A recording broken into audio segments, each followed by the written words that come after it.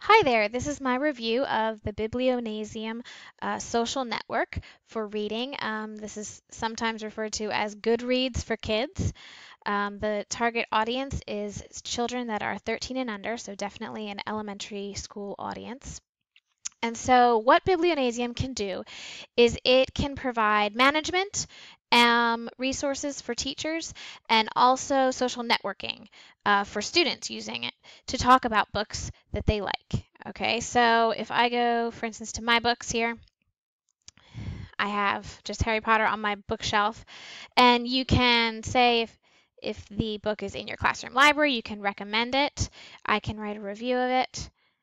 I can recommend it to students who are in my groups or my class. Okay, so that's really good. There's also affiliate links to buy it that is only in the parent and teacher section. If I look under the groups, you can make as many groups as you like. And when you create groups, it only asks for first name and last initial. It will automatically create username and passwords if you like. And so you can have, I think, as many groups as you like. You can also implement this as a school-wide tool and have school-wide reading challenges or just reading challenges within your own group. So that is an overview of what Biblionasium looks like. There's suggested reading, I have to say, from what I've seen, really great recommendations as a librarian. So overall, seems like a pretty great tool. They do advertise as being COPPA compliant, and they are pretty proud of that fact. So looking at their privacy policy, one of the things that they are also pretty proud of is being Prevo certified. I'm not familiar with Prevo, but it seems to be a third-party certification for compliance with COPPA. And then, so looking here at the privacy policy, and I'll also pull up the terms of use here. These are in Evernote, so I've made some highlights. The main document that will give this information about COPPA compliance is the privacy policy. So first of all, students and children cannot create an account without an adult. So an adult, a parent or teacher has to create the account. Kids can try to sign up, but they have to put a parent or adult's email in to sign up. And then once it's verified that it's an adult's email address, then the account becomes active. And so, but basically it talks about how this Biblionasium is just a place where people can talk about reading and discover new books and complete challenges and things like that. So basically, yeah, a lot like Goodreads if you belong to that. So when they register, I mentioned already, the only required information is a first name and last initial. There's no email addresses needed for students or children, only for the adults registering that are controlling the account.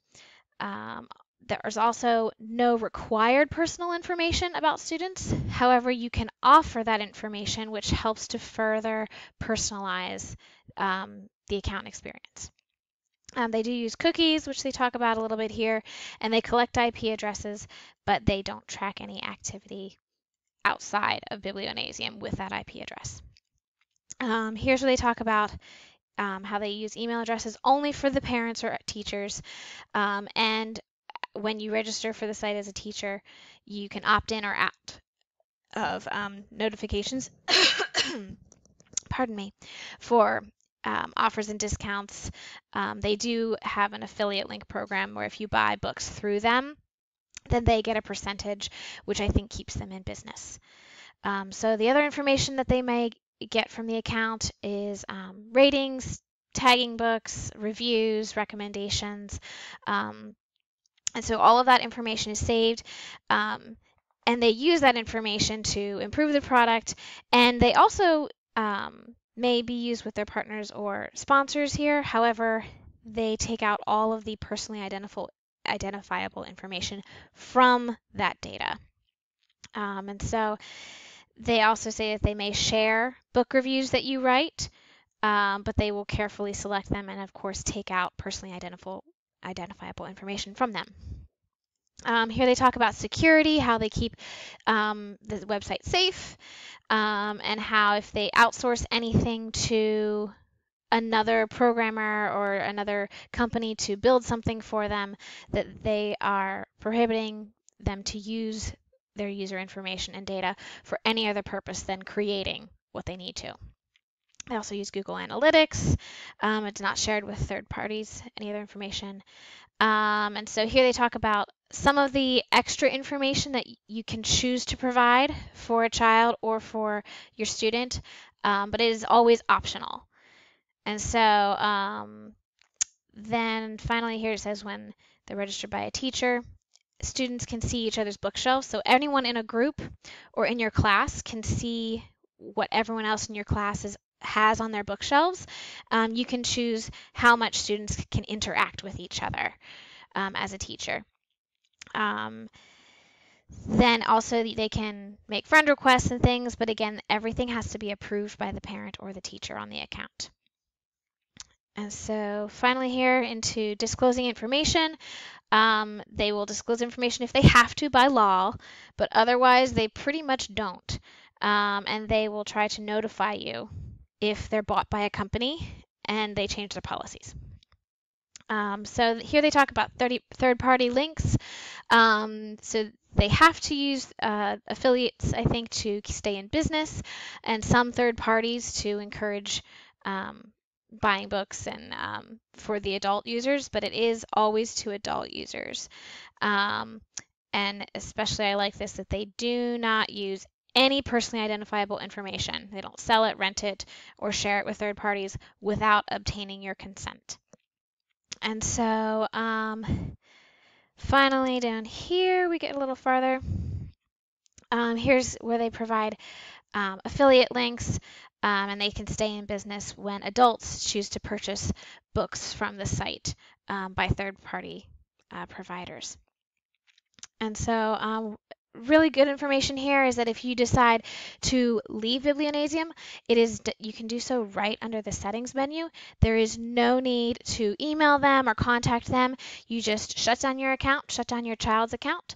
As a parent, you can email if your child has an account through your school and ask them to shut down the account, and they will do so. And also while they can change this policy whenever they feel like it, they say that they will notify you of any changes, and that you need to check back to make sure everything's up to date. All right, and finally then, or lastly, looking at the terms of use, this pretty much reinforces everything in the privacy policy. And so they do say here, they go into more detail about why they're asking for a child's name, their birthday, their grade, the school name, and they say, we use this information so to support reading, to support using Biblionasium. And so, however, this is of special importance. Only first name, last initial, and a unique unidentifiable user ID and password are required to use Biblionasium. And so, again, cancellation policy, links to third parties, this is all going over the same things that the privacy policy says, just in more lawyer jargon. Communication services, it goes over all of the ways that students can interact, or teachers and educators can interact with their students, and they definitely don't let you use it in a negative way.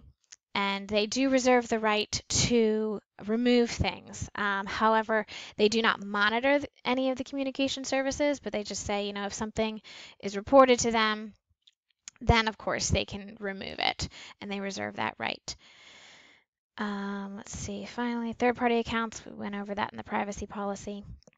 The terms of use, however, they do say that they can change at any time, and they do not say that they will notify you if the terms of use change.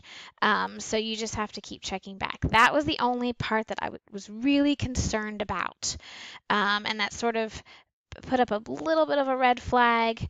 I'm guessing privacy policy changes would be the bigger deal, but still that's a little concerning that they would change something and wouldn't have to tell you about it. Finally, getting back to the Biblionasium screen here, would I still use this? Well, I have to say, I'm not sure it'd be worth it to pay them to connect it to the Follett Destiny um, library account. So it's nice that they can integrate that on a school-wide level, and everyone in the school could participate. It costs $250 a year for my school of 500 students.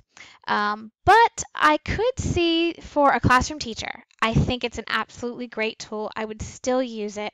I think it's about as safe a social network as you can make a social network for students at this age level. And we know students need practice using a social network. They need practice writing. It's a great way for students to write opinions about books and to support them. Um, and it's a great way then for them to share and have an authentic audience for their writing. And so by writing reviews here. And so I just think that makes it such a great tool. And I think it does comply with COPPA and the other laws. I think besides that little note about the terms of use changing, I think everything else looks good, and I would recommend it to classroom teachers and librarians if they feel that it is a good fit for their school. So thank you for listening, and I look forward to your comments.